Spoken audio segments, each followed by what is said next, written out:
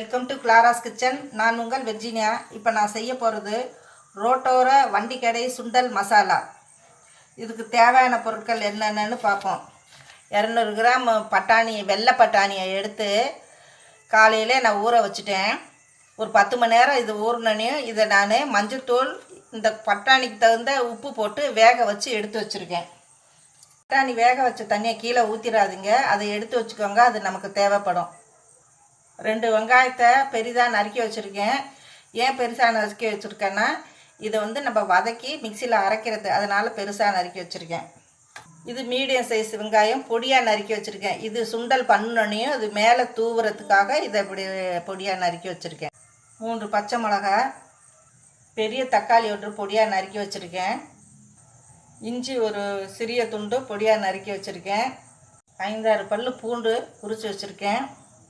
1 spoon குழம்பு மிளகாய் தூள், 1/4 spoon garam masala, 1/4 spoon Kashmir red chilli powder, சிறிதளவு கொத்தமல்லி தழை, தேவைக்கேற்ப எண்ணெய், தேவைக்கேற்ப உப்பு.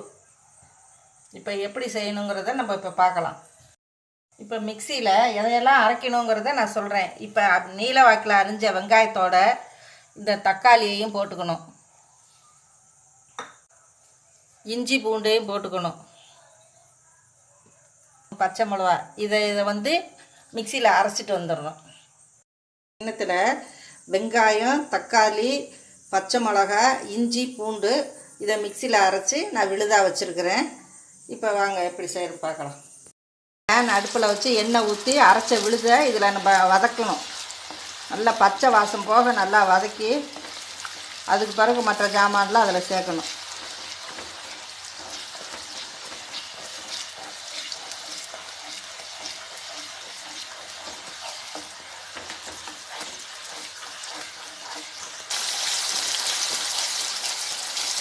நம்ம எல்லாமே இதில் பச்சையாக போட்டிருக்கிறோம், ஒன்றையுமே வதக்காமல் அரைச்சிருக்கிறோம். அதனால் கொஞ்சம் நல்லா இந்த பச்சை வாசம் போக நம்ம வதக்கணும்.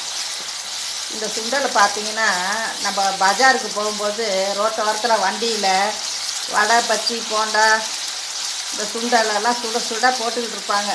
வீட்டில் செஞ்சு சாப்பிட்டா என்ன, அதை தான் இப்போ நான் செஞ்சு காட்டுறேன். நான் இப்போ இந்த குழம்பு பொடியை போடுவோம், மிளகாத்தூளை போடுவோம், கரம் மசாலாவை போடுவோம். நல்லா இதுவும் சேர்ந்து வதங்கட்டும். இதுவும் சேர்ந்து நல்லா வதங்கட்டும்.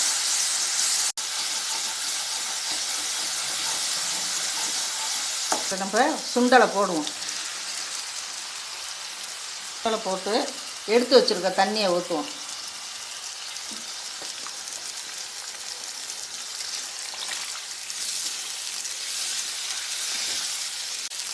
இந்த பட்டாணியை செஞ்சோனையும் இந்த பட்டாணியை பற்றி சில மருத்துவ குறிப்பு சொல்லணும்னு நான் நினைக்கிறேன். இந்த பட்டாணியில் நார்ச்சத்து, இரும்புச்சத்து, விட்டமின்லாம் இருக்குது. கர்ப்பிணி பெண்களுக்கெல்லாம் இது ரொம்ப நல்லது.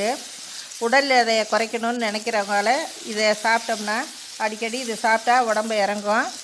பச்சை பட்டாணின்னு சொல்லி வாங்கினீங்கன்னா அதில் காய்ந்திருக்க பட்டாணியை ஃப்ரெஷ்ஷாக காட்டுறதுக்காக ரசாயன கலவை சேர்க்குறாங்க. இது உடம்புக்கு கெடுத்து கேன்சர் வருவதற்கு வாய்ப்பு இருக்குது. மலட்டுத்தன்மையை ஆண்களுக்கு பெண்களுக்கு உருவாக்குது. அதனால் நீங்கள் பட்டாணி வாங்கினீங்கன்னா உரிச்ச பட்டாணி, உரிக்கிற மாதிரி இருக்கிற பட்டாணியை வாங்கிக்கோங்க, இல்லைன்னா காய்ந்த பட்டாணியை வாங்கிக்கோங்க.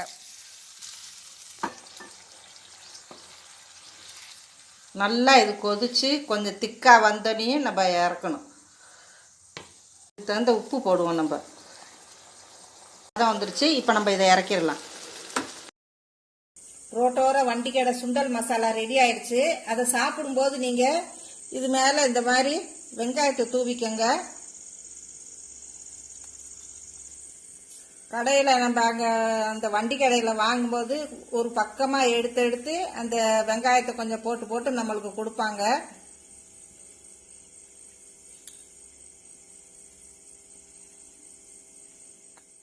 சூடான சுவையான ரோட்டோர வண்டிக்கடை சுண்டல் மசாலா ரெடி ஆயிடுச்சு. நீங்களும் செஞ்சு பாருங்கள், சுவைத்து மகிழுங்கள்.